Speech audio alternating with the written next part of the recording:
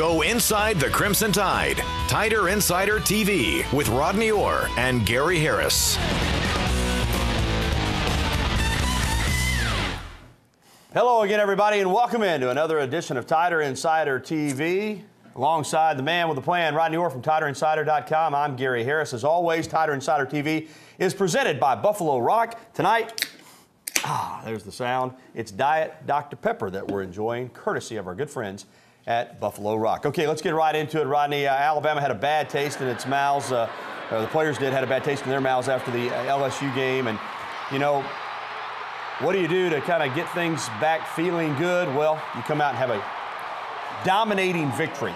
That's what the Tide had over Mississippi State, a good Mississippi State team, a Mississippi State team that had controlled tempo, had controlled the clock, and had not given up explosive plays. Alabama had problems getting explosive plays, but we saw a lot of them on Saturday night against the Bulldogs. Yeah, really a surprisingly good performance. You know, in my opinion, Gary, a lot of people asked me last week after the show, throughout the week, asked me about my prediction in terms of saying that I thought Mississippi State might win the game, and I was a little bit negative about it. But Alabama really came out, played extremely well, made big plays, obviously. And, you know, when you lose a game like they lost at LSU, you didn't know how much want-to Alabama might have. They haven't really shown consistently that want-to all season.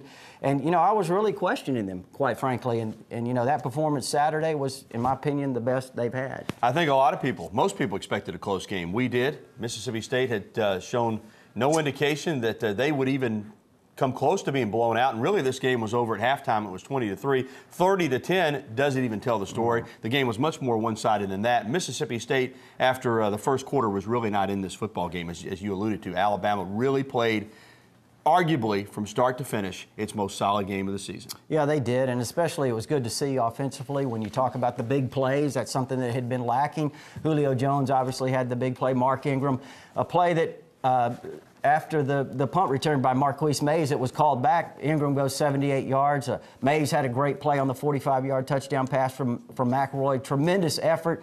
And, I mean, you know, you saw more excitement out there offensively after the game got going. And defensively, you know, Mississippi State's somewhat one-dimensional, and they had a very difficult time, obviously, moving the ball with any consistency against Alabama. Yeah, again, a glimpse, though, of what this Alabama team is capable of when they play for 4 quarters. Well, one of the more humorous moments in the game came in the fourth quarter. Humorous if you're anybody other than A.J. McCarron. Nick Saban giving him the business after A.J. made a bad read on a pass play, throwing downfield into heavy coverage rather than throwing it underneath. Saban got all up in A.J.'s face and then gave him a little swat to the backside there. On Monday, the coach talked about the incident. With his team up 27 points, No, I didn't feel his hip pad. You need to ask him what he felt. I guess we made, he told me we made ESPN, huh? Well, just to share with you is, you know, I love AJ. And you know, the challenge with AJ has never been about his talent. It's always been about, you know, staying in what you're supposed to do. With his team up 20. And Rodney, I guess it's another sign of the times that some people around the country have tried to make this into a quote-unquote incident. What a joke. I mean, this is a coach getting on his player, obviously understanding that AJ did something wrong, and he wants him to learn from it. And the fact that some are even trying to make something out of it just amazes me. This is football. Well, I tell you what it tells me a little bit, Gary. I think he tells me that Nick Saban understands what he has with A.J. McCarron, a talented player who needs some coaching.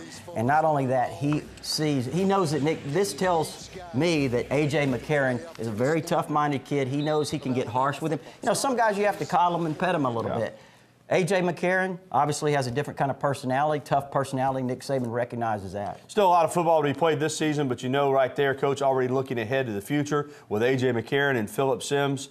You know, 2011 will be here before we know it. So while they're coaching for this year, at the same time, some of what's going on is also preparing a quarterback for the future. Well, and I think, you know, when you look at what happened down at the goal line when Alabama, you know, tried to throw the ball a couple of times, and, you know, people say, why didn't you just sneak the ball in? Why didn't you run it? You were, you know, within a yard of a touchdown. But I think Nick Saban was looking at the bigger picture. Alabama did not need the points at that time, Gary, and I think he was given an opportunity to A.J. McCarron to do something, make a play, and do something in terms of learning. And so, you know, as far as those points were concerned, they really didn't matter. You talked earlier about Alabama leaving some points on the field. You know, Alabama could have easily scored 45 points. Yeah. Well, next up, what should be, we're thinking an easy game against Georgia State. The Panthers have some ties to Alabama, obviously, starting with the head coach, Bill Curry. He led the Tide program for 3 seasons, 87, 88, 89. Won an SEC championship in 89. Had a good record, 26-10. Really did a pretty good job. Couldn't beat Auburn. That was a big deal. And quarterback Star Jackson transferred from Alabama to Georgia State. And, you know, we really thought we'd see Star when Georgia State came in here, but he's buried down at number 3 on the depth chart. He's going to be wondering why he left Alabama for this, huh, Rodney? Yeah.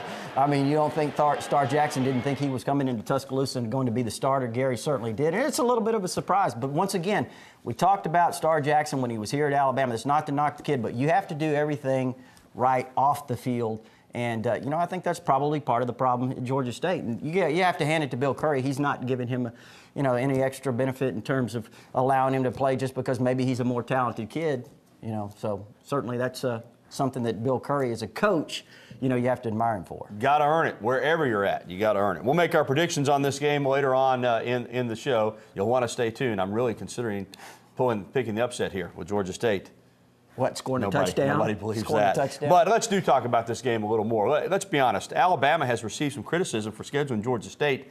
But let's be realistic here. Everybody, it seems, in the SEC that Alabama has played this season, including Auburn, has an off-date schedule before they play Alabama. It's a Friday game against your biggest rival, who happens to be, you know, 11-0. You didn't know they'd be 11-0 at the time, but still, scheduling this game and moving it up to Thursday is all in line with the fact that Alabama's had a tough schedule and trying to give themselves an opportunity to be prepared for Auburn. Well, you remember what happened last year when Alabama played the Saturday game against Tennessee Chattanooga, then came back and played Auburn, only had a couple of days to prepare. And it was really very beneficial to Auburn, and Nick Saban made sure this time he had the game changed to give them a little extra time because, you know, of what happened last year. All right, Nick Saban has the one-game rule. You know, you can look at one game at a time, and that's just the way it is. But we don't have that rule in this program. So coming up, we'll look ahead to the Iron Bowl.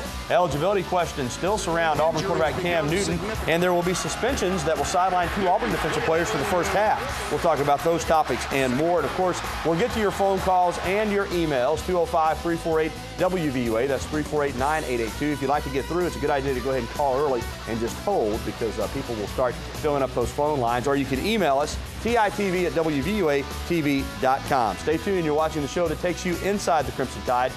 The one, the only, Tider Insider TV, presented by Buffalo Rock.